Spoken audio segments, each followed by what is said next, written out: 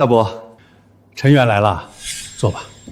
今年合作社总销售额432万，扣除各项成本，纯利润206万。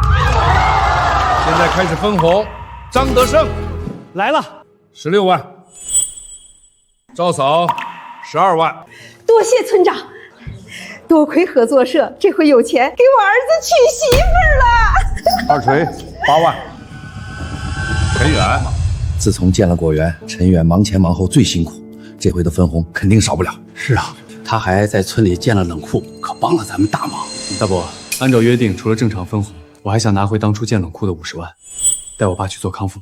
有孝心是好事儿，可你的分红和建冷库的钱，大家商量了一下，抵土地占用费了，2年抵完了，所以你今年的分红是0。什么？什么占地费？我怎么不知道？地是集体的，你既然用了，当然就得交钱。我家的宅基地，我有使用权。盖房子我不管，搞经营就得按规矩来。经营？你们用我的冷库，可从来没有人给过我1分钱。没收钱也是经营，这事儿我说了算。本来就是，冷库又不是你一个人的，那是集体设备，凭什么给你钱？对，陈远就是个技术工，该拿的工资已经拿了，要什么分红？当初水果滞销要烂在树上，是你们求我帮忙，我才掏光积蓄盖了冷库，现在却要翻脸不认。村里果子大丰收，可暂时卖不出去，大家又没钱出去租冷库，这么下去全得烂在手里，这可怎么办？陈远，大伯求求你了，想想办法救救村里吧。行，我拿出积蓄再贷些钱，在自家地上建个冷库，帮乡亲们渡过难关。小陈，你是我们的大恩人，全村人都不会忘记你。兄弟，以后你就是咱们村的功臣。太好了，等村里赚了钱，我们多给你分红，再把建冷库的钱还给你。你们确定要这么做？没错，这是村里所有人的决定。陈远，不是堂哥说你怎么这么斤斤计较？村里让你管冷库，还给你发工资，知足吧？那点工资都不够维护设备的，我每个月都要倒贴钱。谁信？谁知道你捞了多少黑心钱？你胡说！我儿子不是那样的人。别说的这么好听，没钱赚的活傻子才干呢。我拿出全部积蓄帮村里渡过难关，换来的却是一群忘恩负义的白眼狼。既然你们赖账，我无话可说。这冷库我搬走。什么？搬走？你敢？冷库是我们的命根子，你要敢动，我跟你拼命！你搬下试试，敢打冷库的主意，信不信我弄死你？地是我家的，钱是我出的，我要搬我自己的东西，谁也拦不住。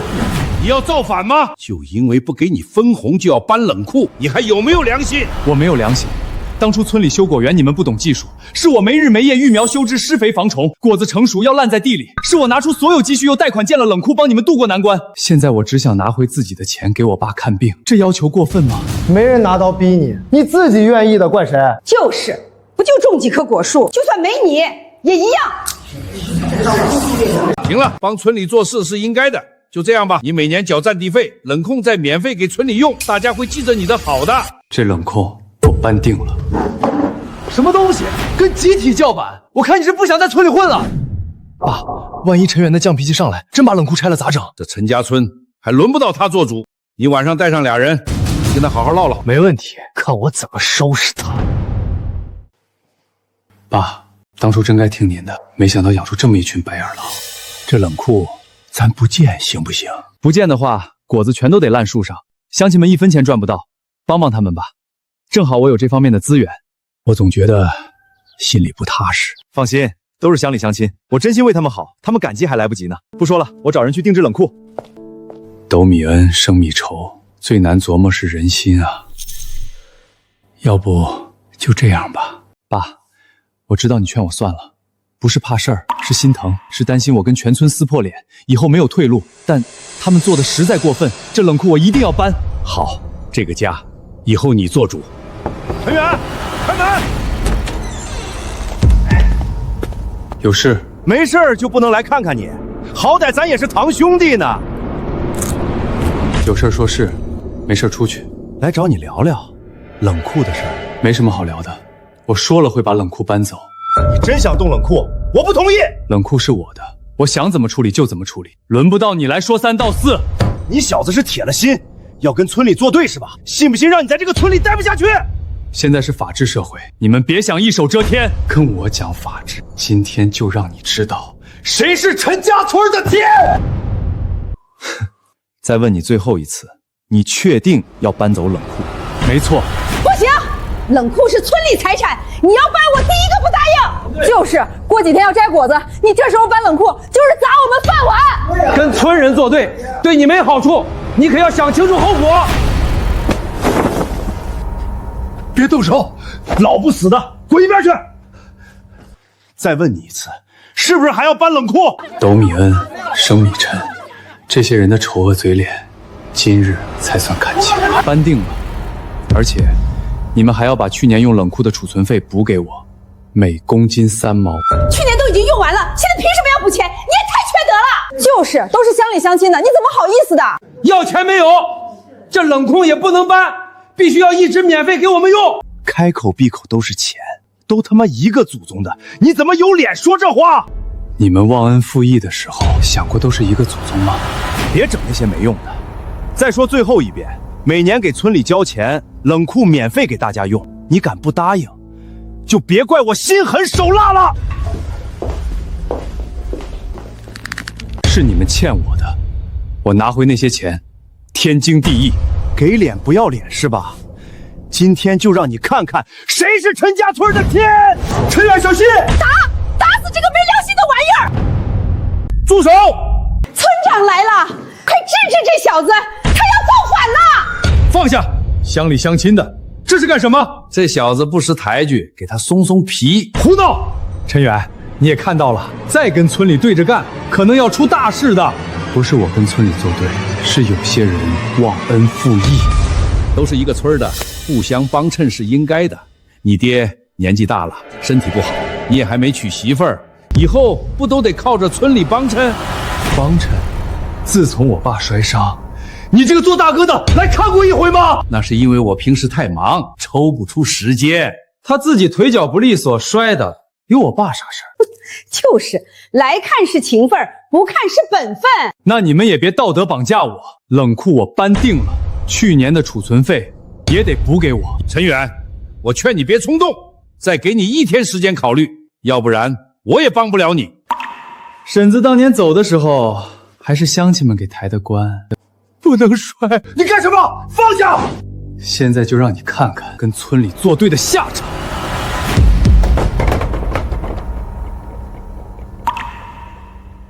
混蛋！我跟你拼了！爸，你怎么了？病人没什么大碍，再观察一下就可以出院。谢谢医生。当初要接您去城里，您一直不愿去。您总说这里有我妈有您的根，我决定了，等娘好了，我就带您离开。你们来做什么？昨天是陈庆做的太过分，我已经狠狠批评过他了，你别放在心上。谁叫他不识抬举，非要动冷库？我爸需要休息，没其他事儿就走吧。还真有个事儿，今早大家商量过了，一直免费用冷库，心里都过意不去。你看一下，如果没什么意见，就把这个签了。要我把冷库无偿转给村里？不可能！我们也是为你好，你还要照顾你爸。冷库以后就交给陈庆来管，这样以后没人说你妹黑心钱，看我们多替你着想。原本以为他们只是忘恩负义，没想到竟然能无耻到这种地步，不但不分红，还要抢走我的冷库。好好考虑下，你爸身体不好，要有个3长2短，你后悔都来不及。对了，明天果园开拆，你爸这也没什么大事，别忘了回去帮忙。明天我会回去，这还差不多。放心，乡亲们会记着你的好的。我会回去，但不是帮你们，而是拆冷库。不但昧下我的分红，现在还要抢夺我的冷库，当真我这么好欺负？爸，我掏心掏肺对他们，你说他们凭什么这么对咱？周叔，您怎么来了？周叔是村里少数明事理的人，这时候过来肯定有事儿。你不是纳闷你大伯为啥针对你？看这个就全明白了。镇上每月给村里转2万，从建粮库起，镇上每月补贴2万，村长要吞下这笔钱，所以一直想把你踢出去。原来如此，周叔，你为啥要告诉我？我这2天就退休了，儿子接我去城里。你是个实诚的好后生，恕不忍心看你被蒙在鼓里。记住，人善被人欺，该为自己打算了。亲情在有些人眼里就是这么廉价。小陈，怎么这会儿打电话？冷库出问题了。李总，问下你们能做冷库拆迁吗？整体吊装，连地基螺栓一起拔。能做，4辆吊车配3个技术员，再找些工人，半天就好。但我得提醒你，拆了就装不回去了，螺栓一拔，混凝土底座就废了，你可要想清楚了。明天安排人过来吧。明天？这么急？对，就明天。行，我马上安排。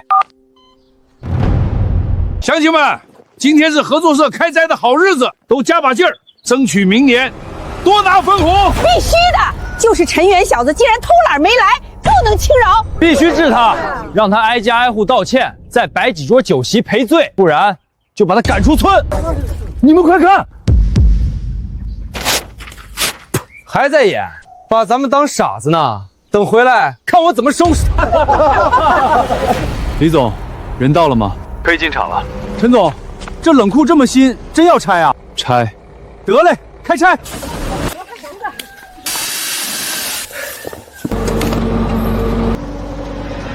哎呦喂，我的老腰要断了！陈远的兔崽子不来帮忙，我得找他赔医药费。包在我身上，等把果子存进冷库，我立马带你去找他算账。对，天这么热，得赶紧放进冷库，要不然半天就得全烂了。冷库怎么没了？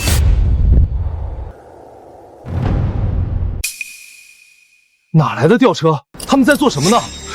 不好，陈远在拆冷库，快去阻止他！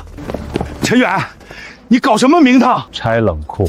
谁同意你拆了？马上停下来！这冷库是合作社的，是集体财产，你凭什么说拆就拆？就是你一个技术工，给你活干就不错了，还敢拆集体的东西，是想挨揍吗？陈远，你太过分了！建冷库的时候，全村出力了，你一个人想搬走，做梦！陈远，我好心劝你，昨天分红的事儿，回去好好想想，别一起有事。你在这村里还能混多久？得看大家给不给你面子。这些吊车，赶紧让他们回去，油钱你自己出，算你的丢人费。都停手，不准拆，原样装回去，工钱找陈远付。不用听他的，继续拆。听陈老板的，接着干。陈远，立刻让他们停下，这是集体的财产，你不能动。冷库建在我家宅基地上，地是我家的，设备是我买的，安装是我找的人。你自己看，产权人是谁？冷库产权人陈远，白纸黑字写得清楚，还有市里不动产中心的徽章。陈远，你拆了冷库，我们可怎么办？就是果子都摘来了，这么热的天不放冷库，全得烂。与我无关。敬酒不吃吃罚酒，再不停手，老子打断你2条腿！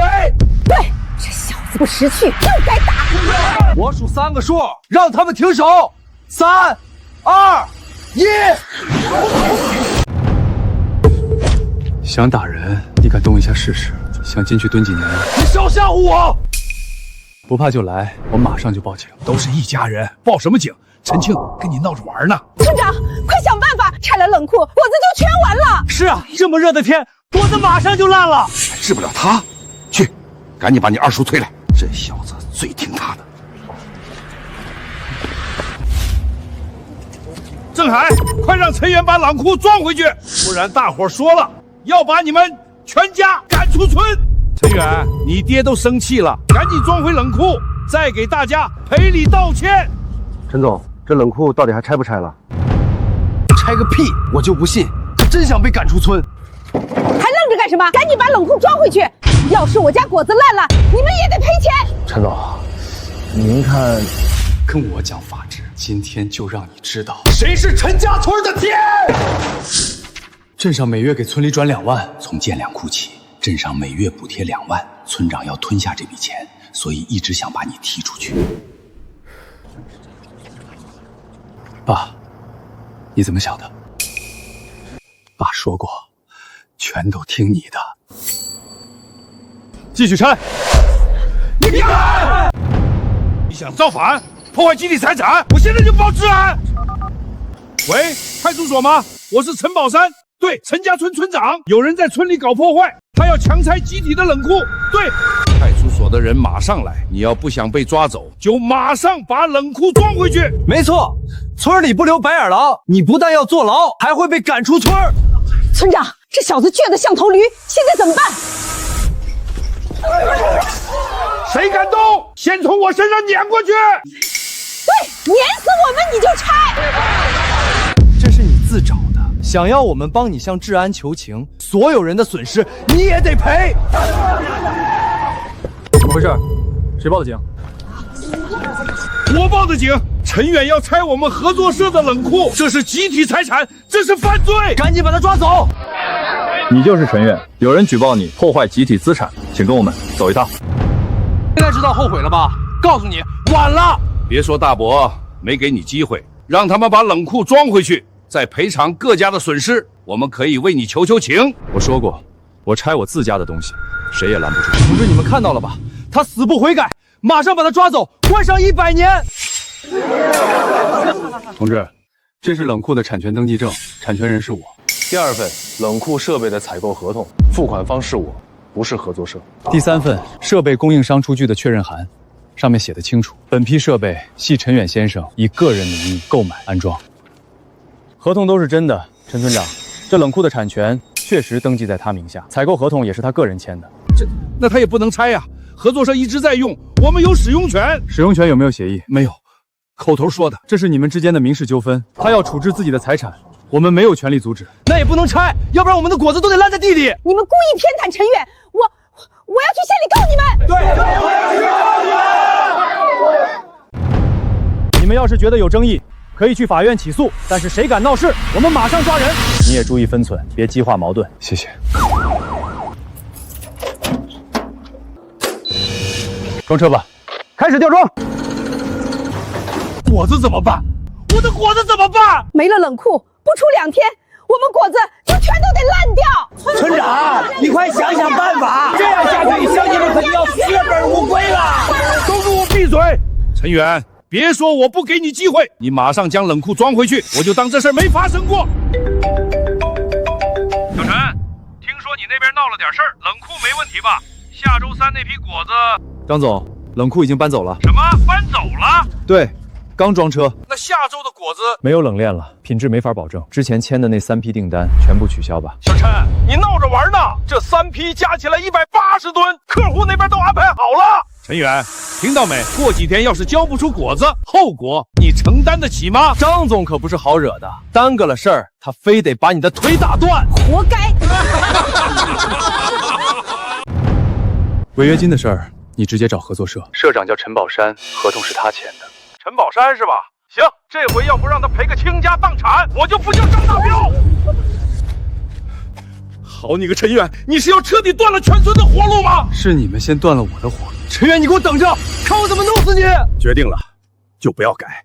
爸是说，无论我做什么决定，他都会支持我。放心吧，这一次我绝对不会让您失望。王主任，我是陈远，冷库已经吊装完毕，正在运往冷链园。好，我马上安排人接收。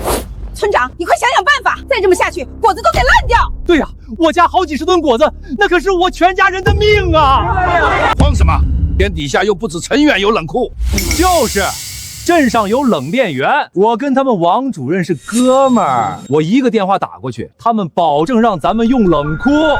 兄弟，合作社今年就靠你了，等果子卖了，哥给你包个大红包。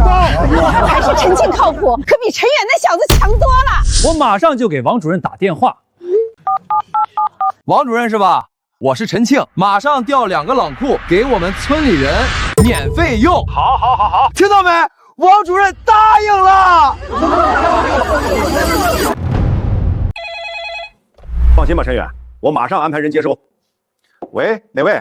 我陈家村陈庆，前2年咱还一起喝过酒呢，你不记得了？没印象，有事说事，我很忙。是这样，帮忙调2个冷库给我们村的人免费用，没问题吧？什么？你脑子有问题还是我脑子有问题？我们的冷库凭什么免费给你用？实在不行，付点钱。对，让他给个大折扣。我们可以出钱，但你必须优惠，就给打个1折吧，算是给我个面子。神经病吧？还给你打1折，还给你个面子？你哪来的这么大脸？你怎么骂人？大不了我们加钱。所有的冷库早就预定出去了，加多少钱都没有。挂了。那现在怎么办？我儿子还等着钱娶媳妇呢。我刚订了1辆豪车，还等着卖了果子去交首付。你快想办法！大家别急，我跟收购商张总也有交情。张总，咱村跟他签了合同，让他直接派车过来，把果子直接拉走不就行了？这也是个办法，还省得咱们搬来搬去。快打电话！谁呀？有话就说，有皮就放。张总，我是陈家村陈庆，咱们签了水果采购合同，请你马上安排车过来，把果子拉走，最好再把省下的储存费补偿给我们。你他妈有病是吧？你叫我派车我就派车，我他妈是你爹呀！可你要不派车，果子都得烂掉。老子不管，车子全都派出去了。7天后你们要交不出货，看我怎么收拾你们！这次你帮了我大忙，手续转到冷链园，按最高跌幅给你租利信，抽空过来签一下合同。好的，王主任。对了，你们村有人找我想租冷库，要不要给他们留位置？不必，你统一安排就好。也是一群白眼狼，你平时帮他们那么多，就该让他们长教训。外人都懂我的付出，他们却视而不见。这一次定让你们追悔莫及。租不到冷库，果子全都得烂掉。村长，快想办法！实在不行，咱去求陈远把冷库搬回来。求他？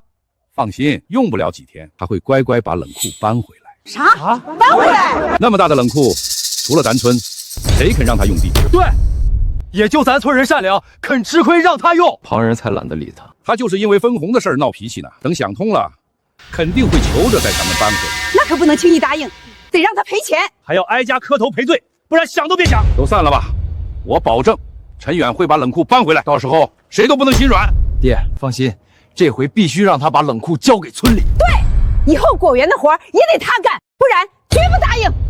大家快来看，陈远果然把冷库搬回来了。昨天拆冷库挺硬气，今天想偷偷搬回来，告诉你没门儿。就是没我们同意，想都别想。谁跟你们说我要搬回冷库？不搬冷库，你在这儿瞎折腾啥？收拾收拾，搭棚种菜。种菜？这是放冷库的地，你凭什么种菜？我家宅基地，我想怎么用就怎么用。别理他，装样呢？装样就是想搬回冷库，又拉不下脸，故意说种菜，等着咱求他呢。原来如此，想让我们求你？做梦！老实道歉，我们或许还能让你搬回冷库。光道歉不够，说好的还得赔偿我们。对，还要包干果园所有活。再跟你们说一次，冷库已经搬走，就不可能再搬回来。你也别说气话了，我知道你想把冷库搬回来，这回就不跟你计较了。要再有下次，绝不轻饶。就给你1天时间，等我们摘果回来，必须看到冷库，不然你磕头也没用。没错，今天见不着，以后就别想搬了，你可别后悔。得好处时笑脸相迎，无利益便冷眼相待，人心果然凉薄。这一次，该后悔的是你们。陈远肯定把冷库搬回来了，非得让他求咱，才让他放果子。对，不求咱，就让他冷库空着。你们看，冷库。陈远，你搞什么鬼？让你把冷库搬回来，你倒好，还在这儿搭破烂菜棚。就是陈远，你是不是故意的？谁允许你在这里搭菜棚？我家的宅基地跟你们没关系。怎么没关系？你搭了菜棚，冷库放哪儿？就是占了冷库的地方。我们果子要是烂了，你赔得起吗？你们的果子烂了，跟我有什么关系？怎么跟你没关系？都闭嘴！陈远，别闹脾气了，果子都摘回来了，赶紧把冷库拉回来。冷库已经搬到别处，拉不回来了。够了！我以村长的身份命令你拆了菜棚，搬回冷库。我说了，不可能！我看你是无法无天，你不拆，我帮你。不见棺材不落泪。既然你不搬冷库，破菜棚也别想搭。公然破坏他人财物，我要报警。你敢？你要是报警，咱们就跟你没完。毁我菜棚，还想阻止我报警？今天这事儿必须有个说法。你想要什么说法？耽误我们村果子？毁你菜棚怎么了？陈远，别冲动，报警对谁都没好处。咱们好好商量，你把冷库搬回来，这事儿就算了，行不行？喂，我要报警。还真报警？传出去咱村的脸往哪搁？不报警也行，今天必须给我个说法。还敢要说法？今天老子非好好教训教训你！破坏财物、殴打他人，最少判1年。你少吓唬人！他好像没瞎说。我娘家表弟去年跟人打架，现在还在里面关着呢。什么打架？兄弟俩闹着玩呢。陈青也不是故意的，这菜棚我们赔钱。爸，要不是你拉着我，我非好好教训他不可。天天好吃懒做，真打起来也是你吃亏。那可不一定。村长，先别说这了。陈远这不把冷库搬回来了？是啊，昨天果子都快烂了，再这样咋整？逼他把冷库搬回来。爸，明天我去镇上拿冷库租金，过几天带你去大医院看看身子，再给你买个新轮椅。不要乱花钱，攒着，给你娶媳妇儿。别怕，咱有钱了，不光买轮椅，我还要去市里买房，带你享福。谁把我家门墙推了？就因为我不搬回冷库，你就推了我家门头？你哪只眼看到是我推的？没准是祖宗显灵，教训陈家村不孝子孙了。大伙说是不是啊？就是，让你搬走村里的冷库，这是遭天谴了。故意毁坏他人财物是犯法，我马上报警，你就等着进去蹲大牢吧。吓唬谁呢？我这事做的神不知鬼不觉。谁报的警？家门口被人恶意推倒了。就是，我怀疑就是他干的。别胡说，我是好人，才不干这缺德事儿。院门不会无缘无故塌掉，有哪位乡亲愿意提供线索？别看我睡得早，啥都不知道。我也不知道。对于你的指控，对方不承认，但是也没什么线索。你还有没有其他证据？你要拿不出证据，我就告你诽谤。有监控。什么监控？这是哪来的监控？去年为了照顾我爸，我在门口装了监控，谁推的我家门口，一看就是。可以，如果拍到了，我们马上抓人。不过晚上天黑能拍清楚吗？对，半夜3更的，肯定拍不到。这摄像头带夜视功能，拍的和白天一样清楚。大晚上的瞎闹什么呢？爸，不是我推的他家院门，别让他们抓我！慌什么？同志，我是村长，我儿子绝不可能干这种事儿。是不是他干的？一看监控便知。坏了，忘了有监控，绝对不能让他播出来。陈远，别胡闹了，归根结底都因为你搬走了村里的冷库，你是有错在先。就是，你要不动我们的冷库，你家门楼也不会被人推倒。行了，今晚到此为止。这点小事还要惊动警察，就是在浪费公共资源。小事，要是你家门楼被推，你能说得这么轻松？你他妈敢拆我家门楼，老子跟他拼命！闭嘴！我的意思是，这事儿村里解决就行。警察同志，这事儿就不劳烦你们了。我不同意，既然敢犯法，那就得承担后果。没错，你要是再阻拦，就是妨碍公务，同样要被带走。爸，这下怎么办？慌什么？半夜3更的，监控未必能拍得清。你故意损坏他人财物，证据确凿，跟我们回去接受调查，后续依法处理。爸，救我！我不想进监狱。你糊涂啊！这时候求我有什么用？得找陈远。陈远，哥错了，哥求你了，放过我这一次行不行？放过你。推倒我家门楼的时候，你怎么没想过放过我？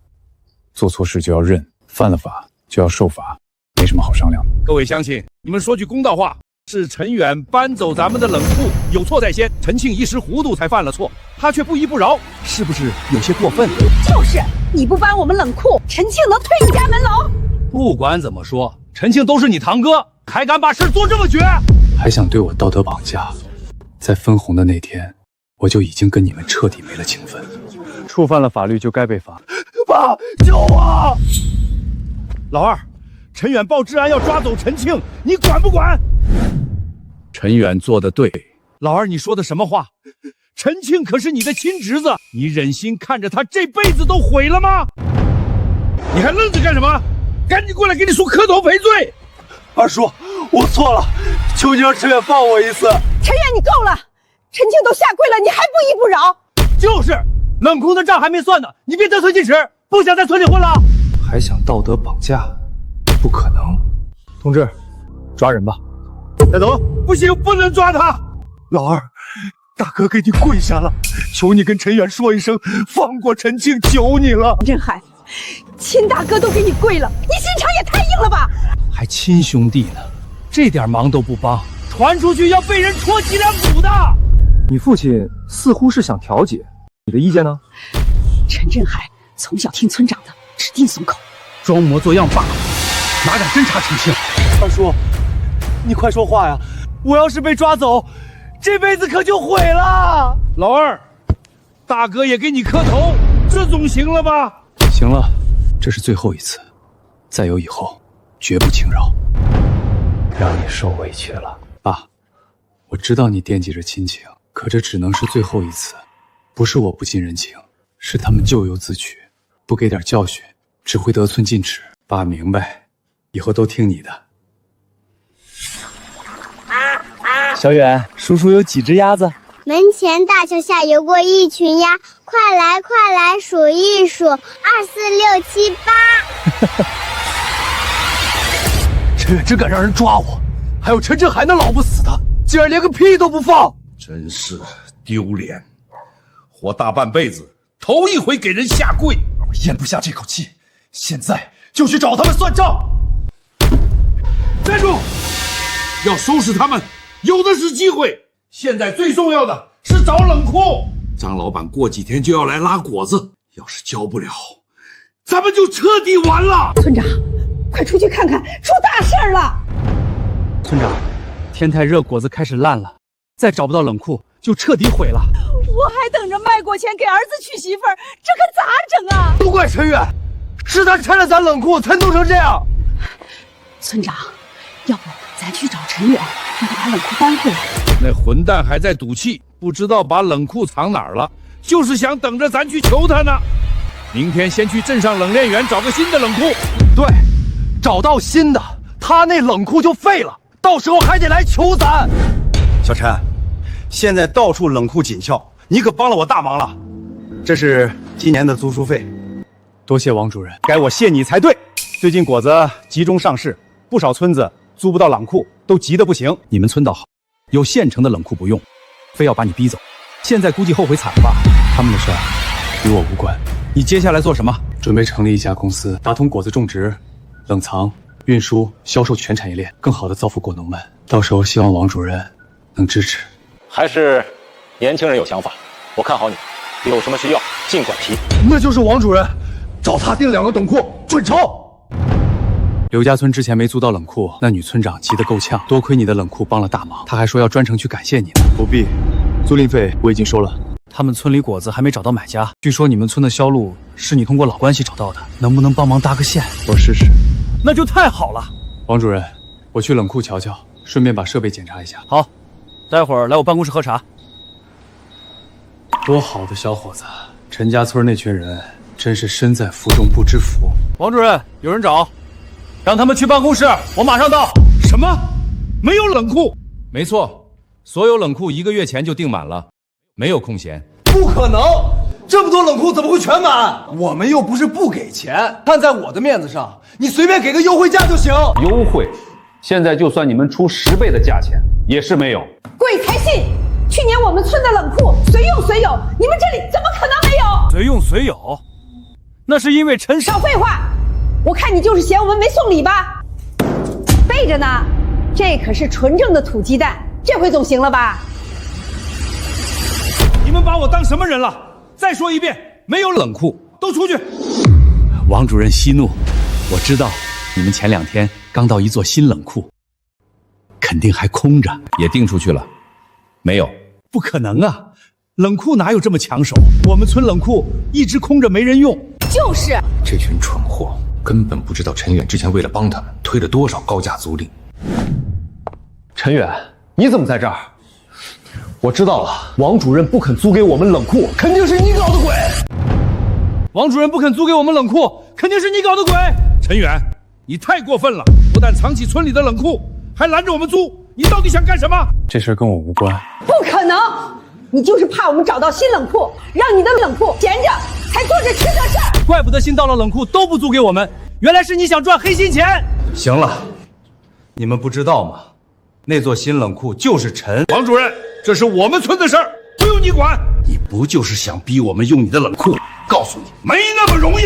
就是，除非你跪下求我们，否则你的冷库就得一直空着。对，今年不用，以后也不用，让你1分钱赚不到。好，希望你们说到做到。王主任，我们按市场价租你们的新冷库，这回总行了吧？但是这钱必须陈远出。对，所有钱都让他出，也算给他个教训。我说了没冷库，不信自己看。什么？村长，怎么办？真的都租出去了！完了完了，村长快想办法！慌什么？陈远，你目的达到了，不就是要钱？我们给，赶紧把冷库搬回村。我的冷库已经租出去了。不可能！你的冷库一直空着没人用，谁会租？陈远，你别得寸进尺，说你把冷库藏哪儿了？实话告诉你们吧，我们新安装的那座新冷库就是陈远的，现在已经租给刘家村了。什么？那座冷库就是陈远的？陈远，那冷库一直都是我们用，你凭什么私自对外出租？冷库是我的，想租给谁就租给谁。胡说！村里的地、村里的配套建起来就是村里集体资产。一派胡言！陈远自己出钱，在自己地上建的冷库，什么时候成集体资产了？那我不管，果子已经开始烂了，全是陈远害的，损失他必须全额赔。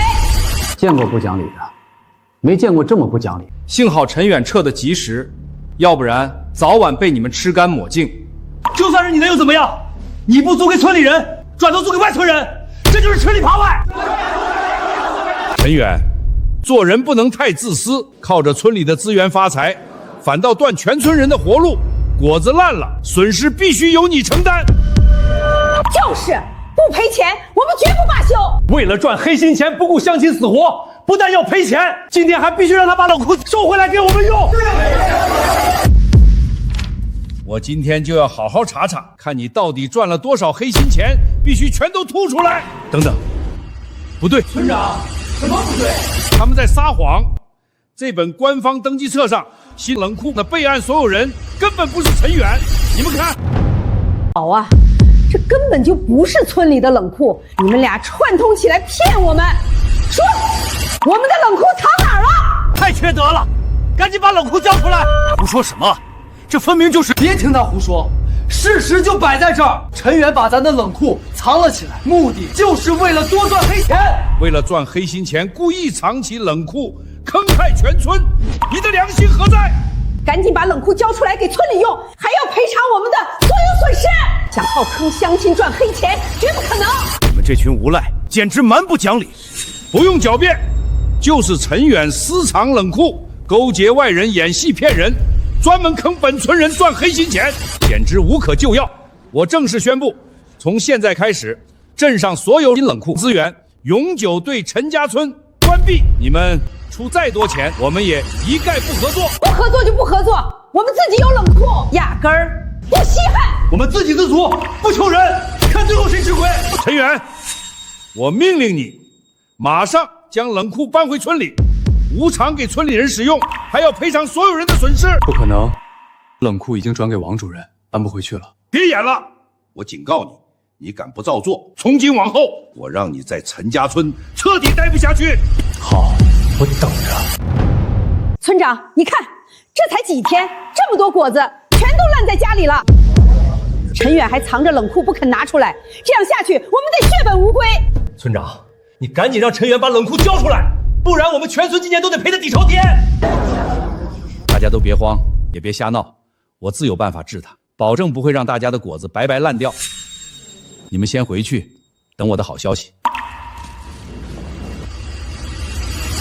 你现在立刻去镇上，把你小姑和小姑父请过来，就说我有事儿，让他们晚上来家里吃饭。明白。陈振海最听小姑的话，这回肯定能治了陈远。小妹，只要你能劝动老二，让陈远把冷库搬回来，我就托关系给你儿子找份工作。放心吧，大哥，包在我身上。阿远来了，你爸怎么没来？你大伯可是准备了一桌好吃的。小姑，我们吃过了，喊我过来有事吗？阿远，你的事儿我听说了，做人不能太自私。你现在出息了，不能亏了村里的乡亲。是他们做的太过分，不但不给分红，还要吞了我的冷库。话不能这么说，都是乡里乡亲的，现在全村人果子都要烂掉，你还不把冷库给大家用，心里真的过得去吗？没错，做人要懂感恩，都是乡里乡亲，抬头不见低头见，何必为了赚黑心钱得罪全村人？冷库产权合法，租赁自由，我没有义务为全村人的损失买单。听我的，赶紧把冷库搬回来，免费给村里用。你要是还不肯，那就是六亲不认，忘恩负义。阿远，姑姑也是为你考虑，你现在也没有稳定工作，要是再得罪了村里人，以后可就没地方待了。这样吧，你把冷库搬回村里，我就继续让你管理冷库。这样好，两全其美。阿远，快谢谢你大伯。不用谢，但我身为村长，向来公私分明，把冷库依旧交给你打理。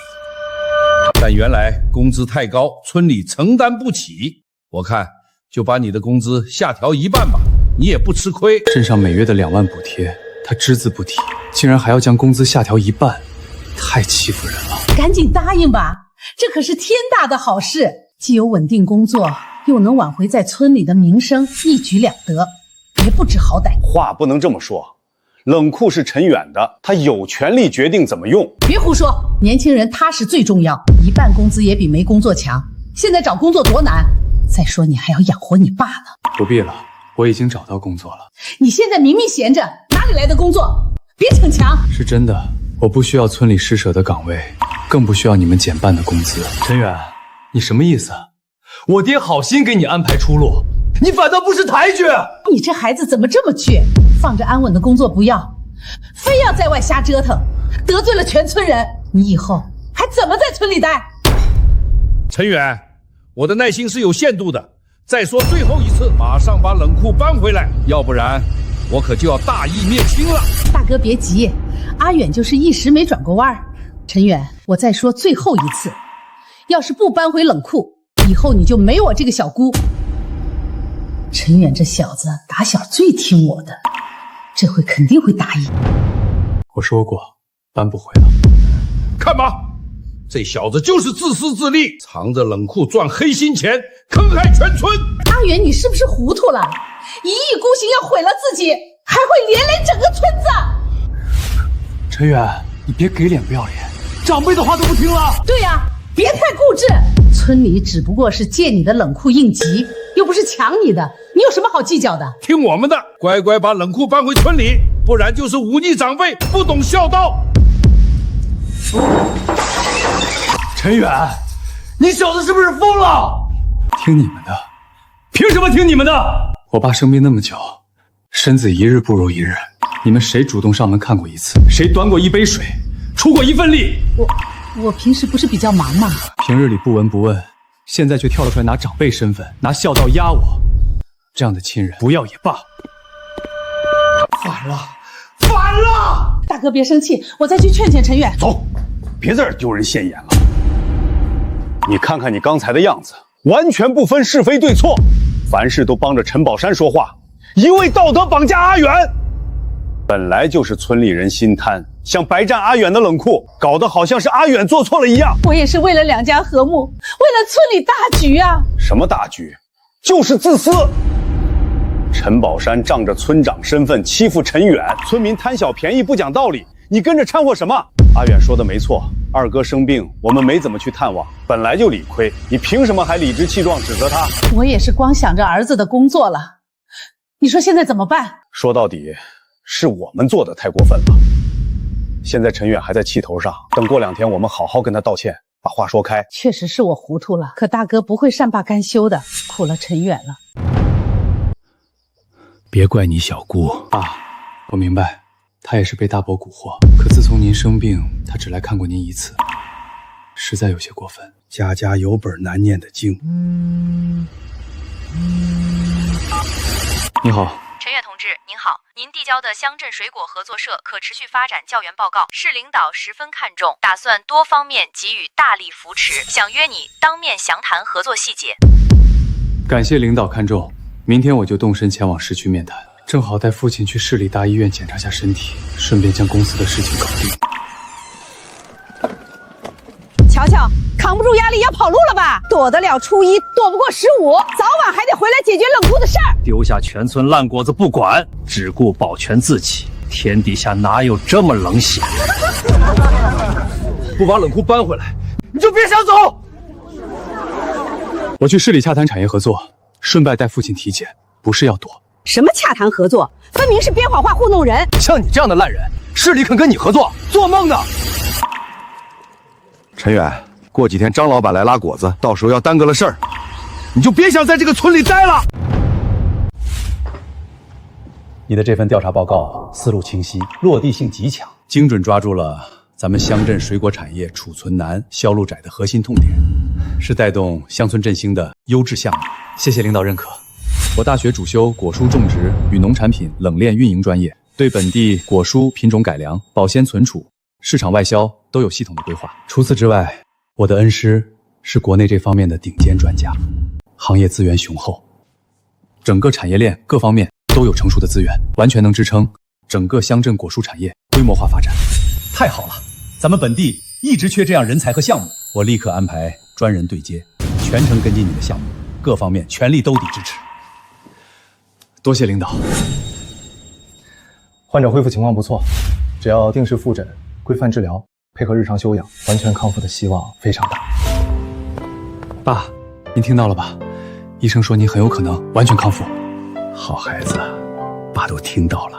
爸，您先在这里好好休养，一切都会慢慢好起来的。我们家的好日子要来了。陈宝山，当初是你拍着胸脯跟我们保证，肯定能逼陈远把冷库搬回村里。现在呢？你看看这些果子，全都烂透了，1分钱卖不出去。我们全家1年的收入全砸在这里了，你必须给我们一个说法。过2天张老板就要来拉果子，你说怎么办？大家冷静一点，是陈远油盐不进，冥顽不灵，不顾全村人的死活，故意躲出去逃避责任，我也没有办法。不怪你怪谁？是你大包大揽说能解决，我们才会等。要是早想别的办法，果子能烂成这样？你身为村长，承诺的事做不到，害得全村亏损，你必须全权负责。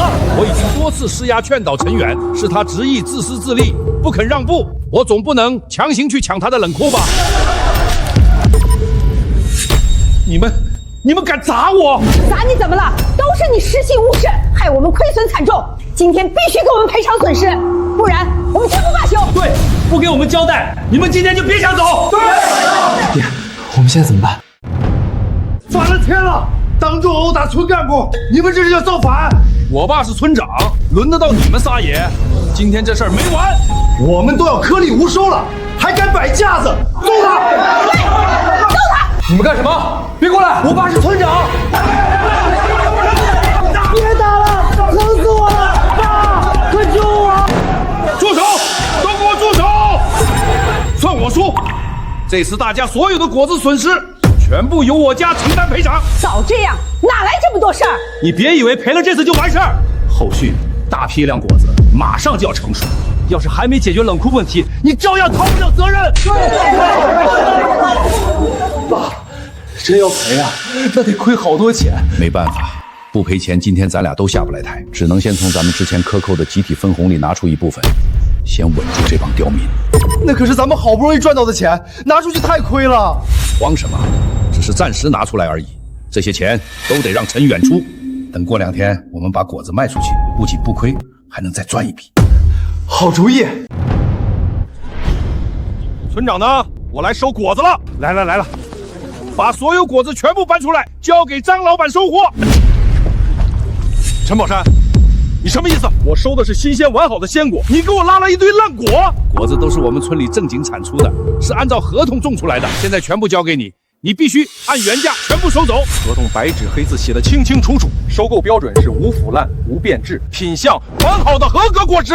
你这批果子全都烂透了，严重不达标，我凭什么收？我不管什么标准，我们按时产出果子，是因为陈远搬走冷库才变质，责任不在我们。你今天要是拒收，就是单方面违约。你这是敲诈，故意拿残次烂果坑人，还敢反咬一口。随便你怎么说，不收就是违约，赔钱少不了你的。你敢打我？打你怎么了？老子按合同办事，要是交不出果子，不但要你赔偿违约金，还要你牢底坐穿。张老板，整件事根本不怪我，全部都是陈远害的。什么意思？他私自搬走村里的冷库，故意不给我们用，害得我们所有果子腐烂变质，所有责任全在陈远。没错，都是陈远自私自利，霸占冷库坑害全村，才连累张老板收不到合格果子。你要算账就找他。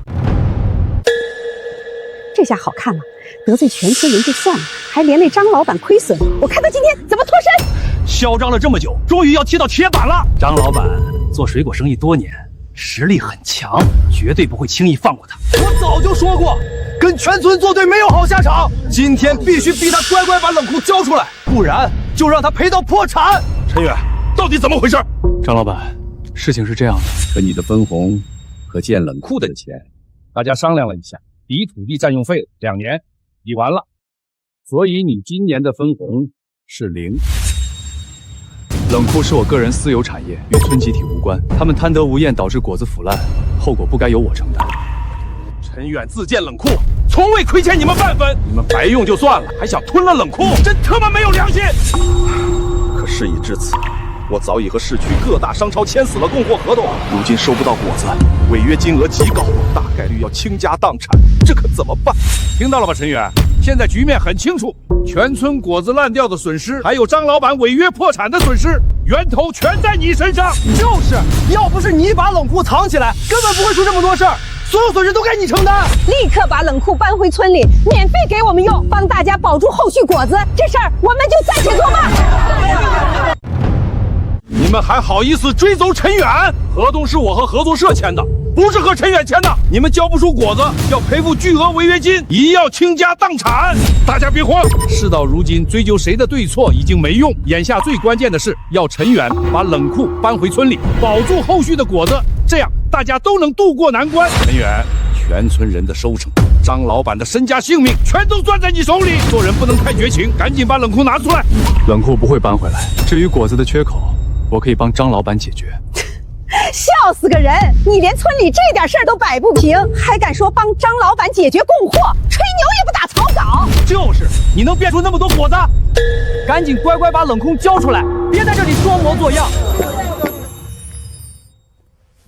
陈远同志，多亏了你租给我们村的冷库，我们全村的果子全部得到妥善储存，我特意赶过来，好好谢谢你。陈远，你愿意把冷库优先租给我们，帮了我们天大的忙。今天我过来，就是代表刘家村全体村民感谢你的。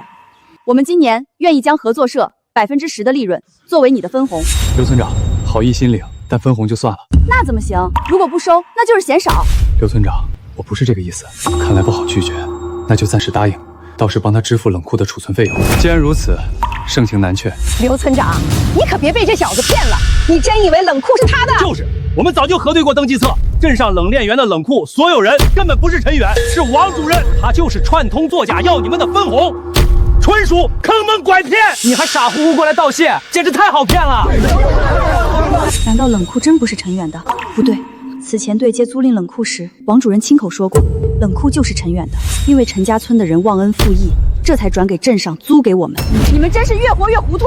陈远自建冷库帮扶村里，你们非但不感恩，反而不停诋毁、恶意抹黑，实在太过狭隘、自私。刘村长倒是会做好人，不是你们村的事儿，你当然站着说话不腰疼。我们自家果子烂光亏损，凭什么还要念他的好？就是，说到底他就是为了赚钱，哪来的恩情？别给他脸上贴金。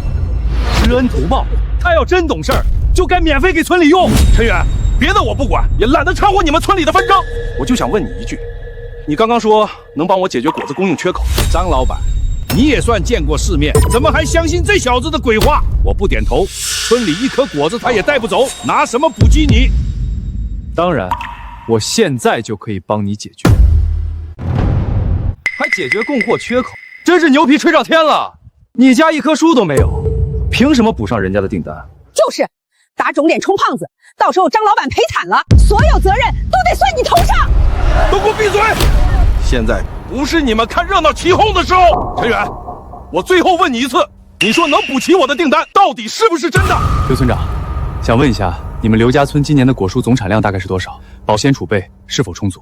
我们村今年总产量大概80万吨，多亏了你租赁的冷库，所有果子全部恒温保鲜，品相完好。唯一的难题就是我们村缺少成熟外销渠道。张老板，不用我多说了吧？你手握稳定销路，缺足量合格鲜果。刘家村有充足优质货源，却缺少外销渠道，二者刚好互补，完美匹配。可以，80万吨鲜果，品相完好，完全够我交付第一笔订单。太好了，我们正愁果子卖不出去，能和张老板长期合作，简直是解了我们的燃眉之急。怎么会这样？他怎么真的解决了供货问题？完了，这下全完了，我们之前的损失没人兜底，后续果子也没着落了。村长，你赶紧想想办法！不行，你们不能合作，我不同意。对，我们不同意。你本来就是跟我们陈家村签的合同，凭什么又和刘家村合作？你算个屁！陈家村交不出货，老子可以直接走法律程序，让你们赔到倾家荡产。还有个问题，刘家村80万吨果子只够交付第一笔订单，后续还有2笔大订单，缺口极大。目前只有陈家村的种植规模能补齐剩余缺口。我们村种植规模有限，提供80吨果子已经是极限，要不然再找陈家村这边想想办法。看来也只能如此了。看来张大彪离不开咱们村的果子。既然如此，那还得求着我们。陈远，你立刻把冷库搬回村里，免费供我们使用，再全额赔付我们烂果损失，我们就继续给张老板供货。没错，不满足我们的条件，我们一颗果子都不提供，宁可违约赔钱，也绝不帮他停工。你们要是违约，可要赔一大笔钱。赔就赔，反正我们烂果子已经亏了，不差多一次违约，看谁耗得过谁。这群人还真是不见棺材不落泪。自己的农业公司即将落地建牌，可以调动的全市农产品资源，再多的果子都能轻松凑齐。张总，剩下的货源缺口我来解决。剩余所有货源缺口，我会在7天内解决，不用陈家村一颗果子。大言不惭！周边所有村子的果子产量我一清二楚，除了我们陈家村，根本没有多余货源。就是，不求我们，你根本不可能补齐。让他继续嘴硬，到时候交不上货，看他还怎么嚣张。张总，你信我吗？我信你。7天后我会再来。陈远，感谢你帮我们村打通销路，你是专家，能不能抽空来我们村里指导一下工作？我知道你们村一直采用科学种植模式，果子品质本身就很高。需要注意的是，采摘一定要轻摘轻放，避免磕碰损伤，不然会直接影响品相与保鲜周期，前功尽弃。我记下了。另外，明年可以大胆扩大种植规模，不用担心销路和库存，我全兜底。真的？那太好了！我代表刘家村所有村民感谢你。陈远，你既然一心向着外人，我就让你彻底在陈家村待不下去，直接把你赶出村子。陈总，公司所有手续已经办妥，另外领导特别叮嘱，关于贵公司所有事务，政府都会给予全力支持。多谢各位领导。爸，我特意租的这套电梯房，出入方便，不用爬楼费力。小区离医院很近，后续你定期复查、康复治疗都十分方便，不用来回奔波折腾。而且我打听过了，小区里住着不少周边乡镇过来的老人，平时你可以去和他们聊聊天，不用整日闷在家里，心情也能舒畅些，更利于身体恢复。好，我看他能躲到什么时候。去，把村里所有烂果子全部堆到陈远家门口。好，大家都看清楚，全村果子之所以腐烂亏损，全部是陈远一手造成。他私藏冷库，害得我们血本无归。这事没完。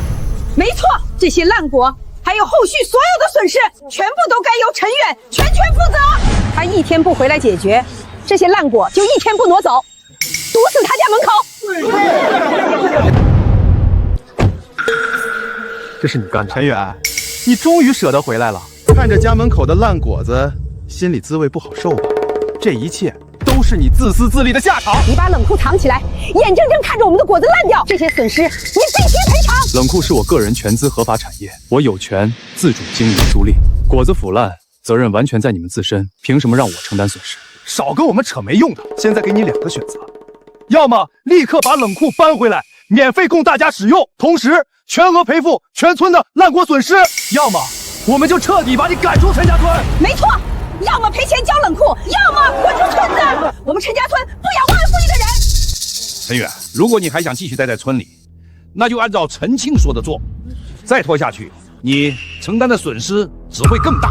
我说过，冷库已经搬到镇上冷链园，不可能再搬回来。骗谁呢？那冷库根本不是你的名字。说，我们的冷库你到底藏哪儿了？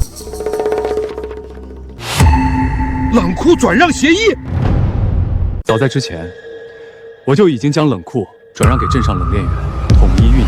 陈远，好大的胆子！你居然敢私自把冷库转给镇上，谁给你的权利？这冷库本来就是为我们陈家村建的，你凭什么私自转出去？现在正是村里果子成熟、急需冷库的关键时候，你在这个节骨眼把冷库转走，摆明了就是故意坑我们。你太没良心，太狠毒了！吃着村里的饭，占着村里的地，转头就把村里的保命资源送走，你就是白眼狼！这摆明了就是报复我们！为了一点私怨，眼睁睁看着全村果子烂光，故意断我们生路。我看你是彻底反了！今天我非要好好教训你这个没良心的东西！事到如今，闹到这一步，你们所有人就没有一个人知道我当初为什么执意要把冷库转出村里，交由镇上托管吗？你胡说什么？是你贪得无厌，想赚黑心钱，别想把责任推到别人身上。是吗？那今天就让大家看看这件事的罪魁祸首到底是谁。镇上有明确政策，每处合规冷库每月固定发放2万元运维补贴，按月结算，常年稳定。陈宝山盯上了每月2万的油水，他煽动大家闹事，造谣抹黑我，逼迫我交出冷库，从来不是为了村里，就是想独占每月2万的补贴。村长，这事是不是真的？我们跟着你闹事儿，跟陈远结怨，果子全部烂光，到头来就是为了成全你每月捞2万。1年血汗，血本无归，白白与人结怨。原来从头到尾都是你的私心算计，一派胡言。我身为村长，一心为公，从未有过半分私心。这些都是他故意编造假话，挑拨离间，想让我们内讧。大家千万别上当。你说的是真的？当然是真的。那每个月2万块的补贴，我从来没想过独吞，本来就打算年底全部拿出来平分给全村家家户户。不信你们可以问陈庆，我爸说的都是真的，我可以对天发誓，是陈远在故意挑拨离间。原来是我们误会村长了，陈远你太阴险了。就是村长一心为集体，反倒被你恶意揣测，当众抹黑。这事儿我们跟你没完。陈远，事到如今不必多说，赶紧把冷库搬回来，否则就是忘恩负义。不必道德绑架我，我明确告诉你，这座冷库永远不可能再搬回陈家村。你敢？除非你不想在村里待了。如今果子成熟期已至，趁早找新的冷库囤货，是你们唯一的出路。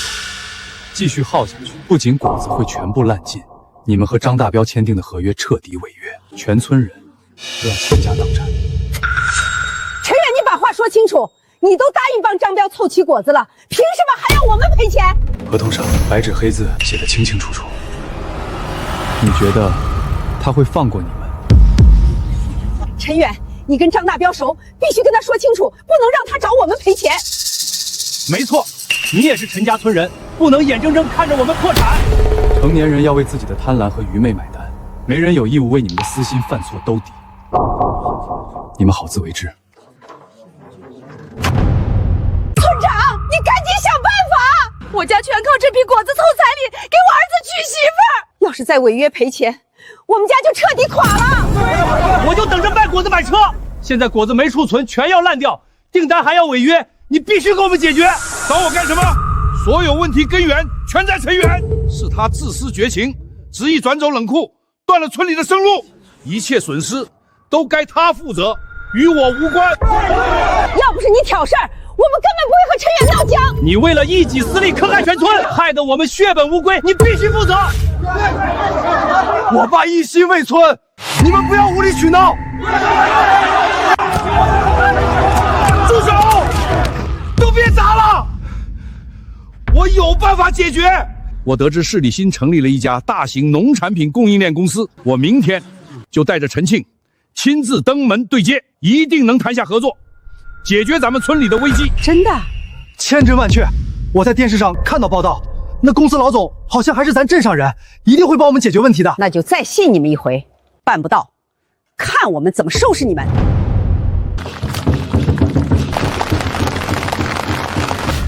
陈远的团队专业过硬，理念先进。这家公司的成立，是本地果蔬产业升级的关键一步。我会动用自己所有的行业资源，全力扶持公司发展，为周边所有诚信果农兜底，打通产销链络，带动农户增收致富。多谢老师，我一定不会让您失望的。待会儿有个学术会议，我先走，有事儿随时给我打电话。今天公司开业盛典，仅限受邀人员入场，闲杂人等禁止入内，请二位离开。我们是陈家村的，跟这家公司老总的同乡，找他有急事，赶紧让开，别挡路。那等我请示一下。陈总，门口有2个人说是陈家村的人想见你，拦住他们，不许让他们踏入会场。对不起，你们不能进入。你们老总真忘本，发达了就不认乡亲们。我倒要看看你们老板有什么牛的，有本事出来！你们公然扰乱企业开业秩序，已经属于寻衅闹事，是违法的。老不死的，你算什么东西也敢教我们做事？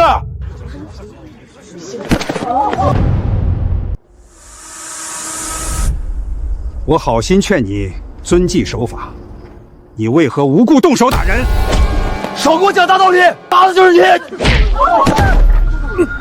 我是这家公司创始人的老师，你们当众寻衅滋事，后果绝对承担不起。什么老师？一个臭老头还敢装模作样教训我？赶紧给我滚开，不然我继续揍你！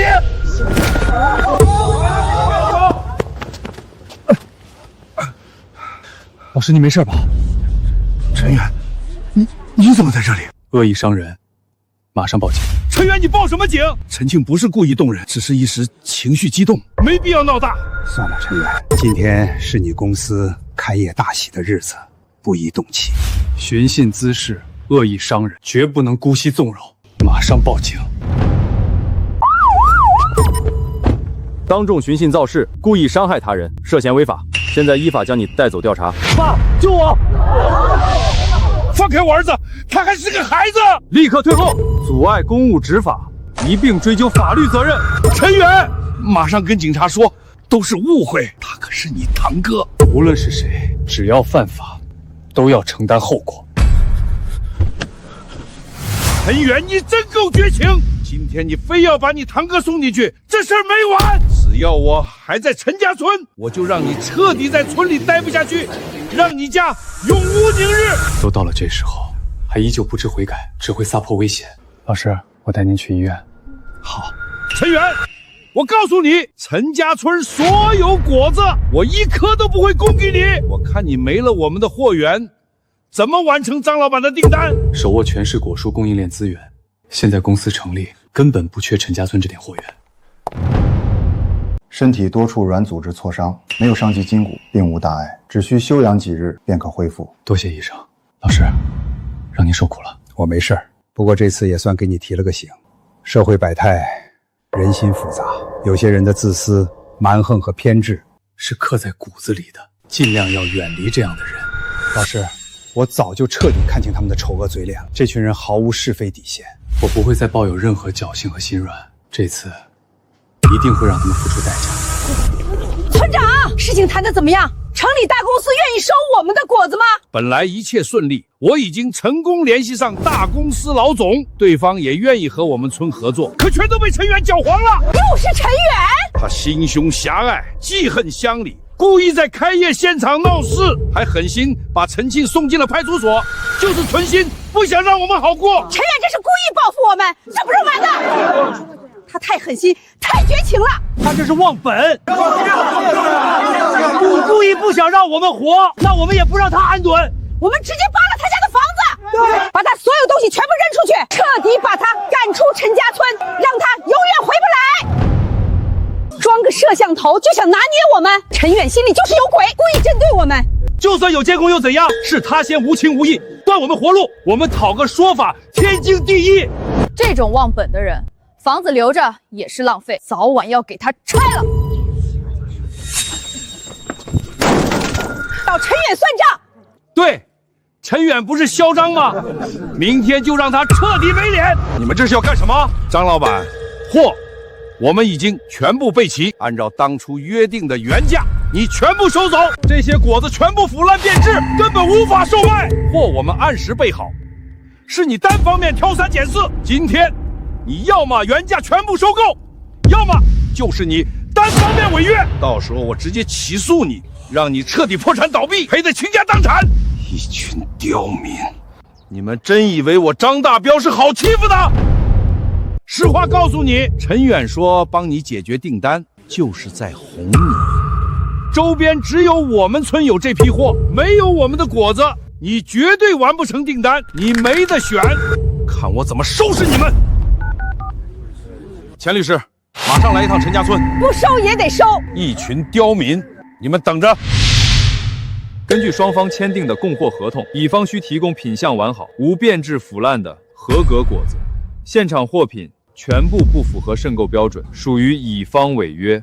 按照合约规定，陈家村需承担全部责任，合计赔付违约金300万元整。什么？300万？村长，你不是说张老板肯定会收咱的果子吗？快说句话呀！我也不知道怎么会这样。陈远，之前都是误会，是我们一时糊涂，不懂事儿。只要你肯出面说服张老板免除赔偿，之前所有的恩怨我们一概不计较，以后再也不找你麻烦。大家都是一个村的乡里乡亲，打断骨头连着筋，300万人命关天，真赔下来，全村都要倾家荡产。你怎么能眼睁睁看着村里人遭殃？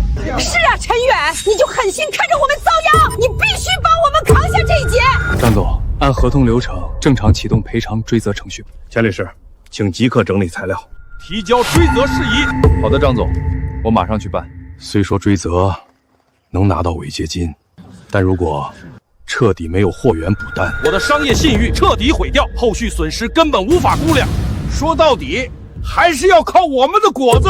想保住信誉，就赶紧撤诉，免除300万赔偿，不然全村坚决不供一颗果子，看你怎么交代！不可能，我宁肯以后不做生意，也不会纵容你们这群无赖。除了我们陈家村，根本没人能拿出这么多果子。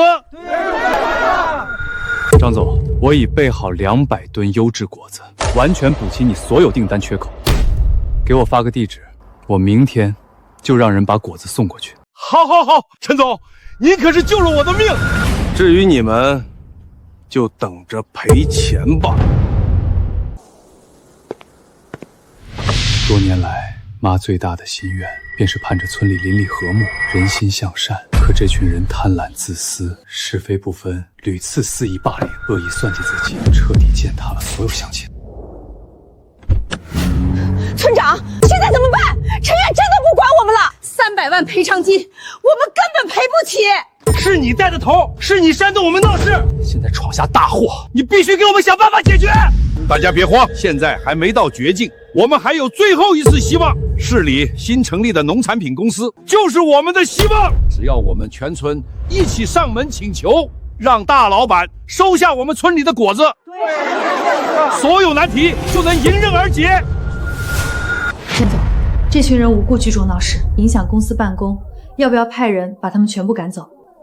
不用，有些恩怨，今天必须彻底解决。陈远，你怎么会在这里？对啊，这可是市里的大公司，你怎么会从里面出来？这是我开的公司。什么？这家公司是你的？陈远，都是误会。既然这家公司是你的，那一切都好说。你赶紧说句话，把我们这批果子全都收了。是啊，陈远，大家都是一个村子长大的，血浓于血。你现在当了大老板，万万不能看着村人破产赔钱，必须拉我们一把。不可能，你们的果子早已全部腐烂变质，我公司绝对不会收购残次品，这是行业底线，也是公司规矩。规矩是死的，人是活的，你何必如此冷血无情？总不能眼睁睁看着乡亲们血本无归吧？就是，你不帮我们，就是不近人情，忘恩负义。敢不收我们的果子，我们就让你这公司开不下去。即刻将陈家村列入我方合作失信黑名单。从今往后，我司及旗下所有合作渠道与陈家村永久概不合作。本次签约合作旨在打通全市农产品产销壁垒，整合优质果蔬资源，带动全域农业发展，让所有踏实肯干的百姓安居乐业，过上安稳富足的好日子。儿子，好样的！陈宝山，你赶紧滚出来！都是你害了我们全村！你必须给我们一个交代！躲得过初一，躲不过15，马上给我滚出来！你害得我们全村破产，这事儿没完！我们现在就去镇上举报你，你就等着坐牢吧！对，现在就是让这个混蛋把牢底坐穿！早知如此，何必当初啊！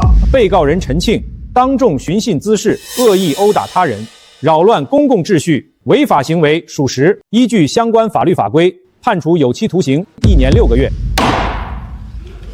被告人陈宝山任职村干部期间，利用职务之便私自挪用村集体补贴，贪污受贿，犯罪事实清楚，证据确凿，判处有期徒刑3年。